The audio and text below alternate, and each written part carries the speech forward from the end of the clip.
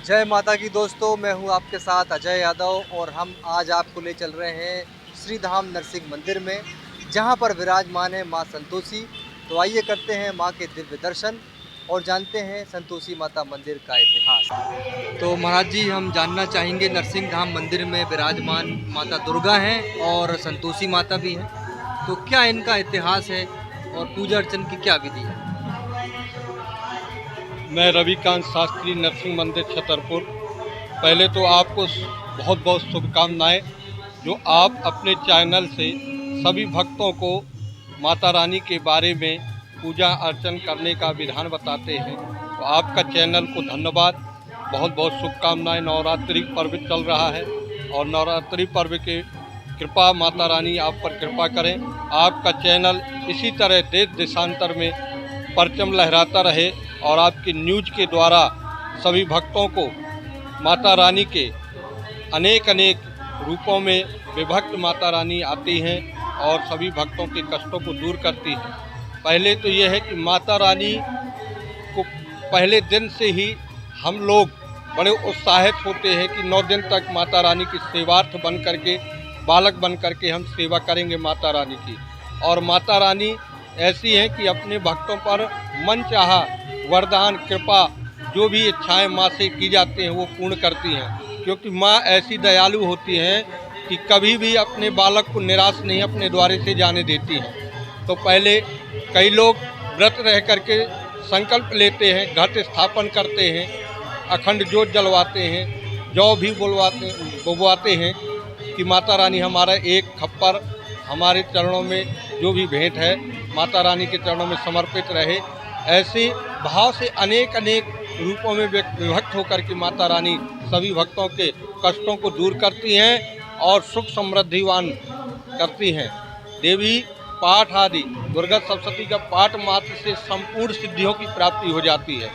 जैसे कुंज का स्त्रोत है, अगर जो नित्य पढ़ता है तो सारी सिद्धियों को प्राप्ति कर सकता है। कब? मनसा वाचा कर्मणः, मन में हमें विश्वास हो कि हम माँ की आराधना कर रहे हैं, माँ अपने आप बालक पर कृपा करती हैं। माँ कभी बालक को निराश नहीं देखना चाहती हैं और बालक का कर्तव्य बनता है कि हम निष्ठापूर्वक विश्वासपूर्वक भक्ति करें माँ की। संसार में कहीं भी कमी नहीं है।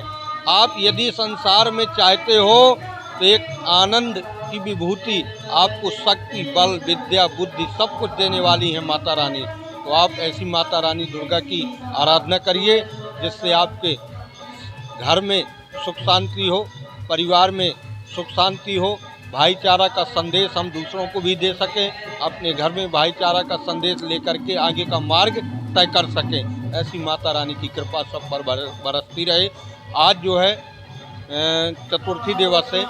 माता रानी 16 श्रृंगार जो चढ़ाता है या 16 श्रृंगार माता रानी को अर्पण करता है, उनकी सारी इच्छाएं पूर्ति होती हैं। पंचमी को कोई श्रृंगार करता है तो कोई फल, अनेक अनेक प्रसाद लेकर के माता रानी को समर्पित करना चाहिए।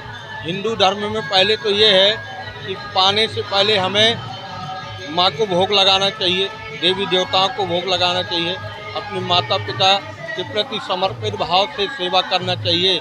यही हमारा मानव धर्म है और मानव धर्म यही सिखाता है। जब हम संस्कृति को पकड़ करके चलेंगे तो हमारे बच्चों पर भी संस्कृति आएगी और हम अपने परिवार को भी उसी संस्कृति से जोड़ सकते हैं, क्योंकि जब हम संस्कारवान ना बनेंगे तो हमारा आगे की पीढ़ी भी संस्कारवान नहीं बन सकती है। तो दोस्तों, आज हमने दर्शन किए हैं संतोषी माता के और माँ दुर्गा के नरसिंह मंदिर धाम में।